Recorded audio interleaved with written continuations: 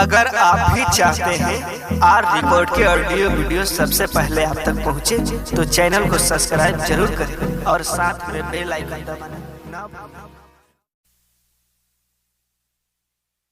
Presented by R Record.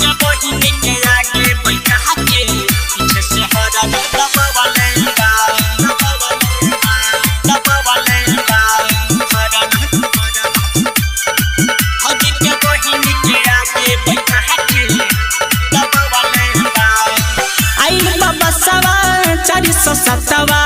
आई बाबा सवा 407 दुआर पगार दाउड़ा वाले बा भौजी के बहिनी के आगे बैठा के पीछे से हरन दबावले बा भौजी के बहिनी के आगे बैठा के पीछे से हरन दबावले बा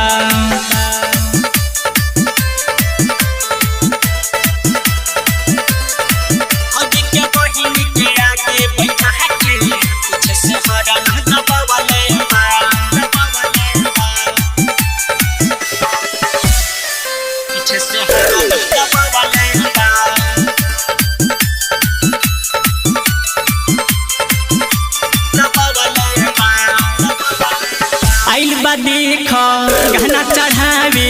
तोहरा बहिनिया के मारो में नचावे आइल बा देख गहना चढ़ावे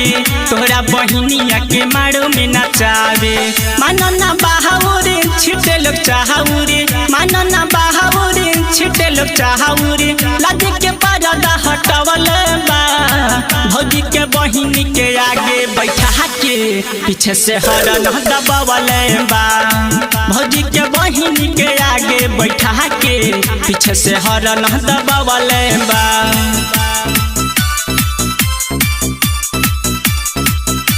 भौजी के बहिनी के आगे बैठा के पीछे से हरन दबावले बा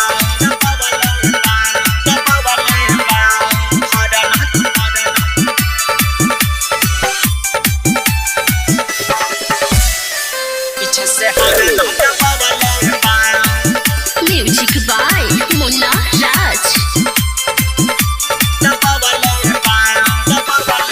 कदे मजाक बड़ी पिंटू तूफानी सभे लोग देखी हंस काटतावे चानी कदे मजाक बड़ी पिंटू तूफानी